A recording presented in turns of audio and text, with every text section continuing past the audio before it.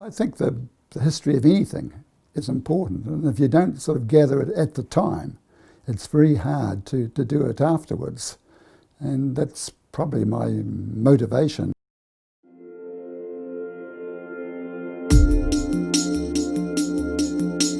Total shock, really. I mean, you do these things. I've done it for so many years, and there's never any thought of reward or anything like that. And something like this comes along, and it's quite amazing.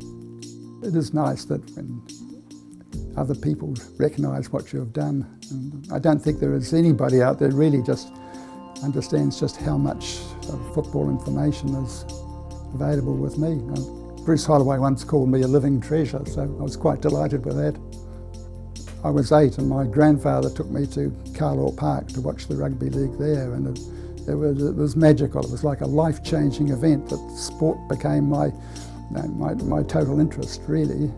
And I was at a school where you were only allowed to play rugby, but a couple of daring brothers brought a round ball to school, and we got into the game from there. I'm not a person that supports one particular team, and it's a good game if you win and it's a poor game if you lose. I just enjoyed the football.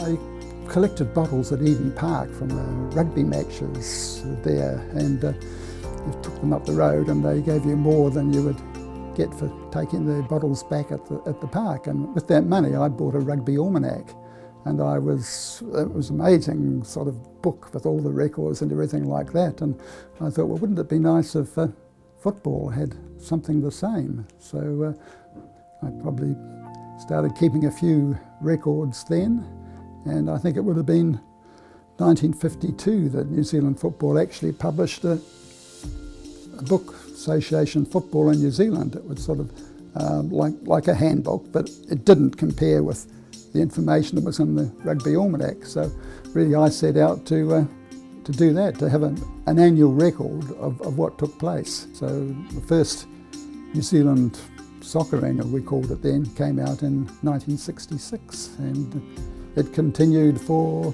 let me think, 15 issues under my editorship. I like the game, the playing of it, the people, the stories about footballers.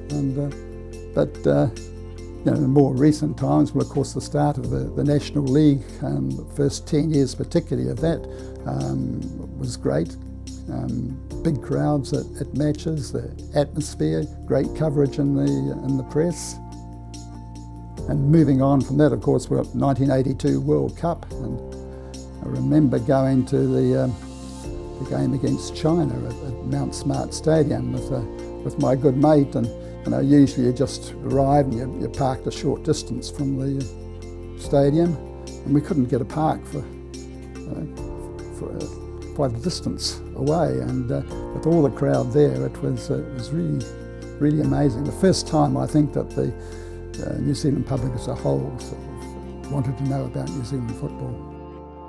Well, I'm probably biased on that one, because it would have to be 1999 when Dunedin Technical won the Chatham Cup.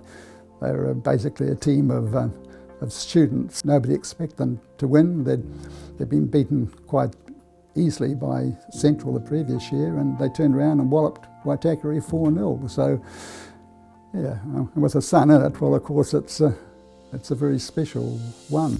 I'm extremely lucky in having a wife that had an interest in football from the very beginning. We actually met at the Basin Reserve, and travelling around the country researching football. Well, we were talking the other day, and I think I've probably been to 30 libraries around the country, and even in Tahiti, New Caledonia, Vanuatu, looking for football information. And my long-suffering wife has often patiently waited in the car for me while I said, look, I'll just stuck in here for 30 minutes, and 2 hours later, well, I'm still going.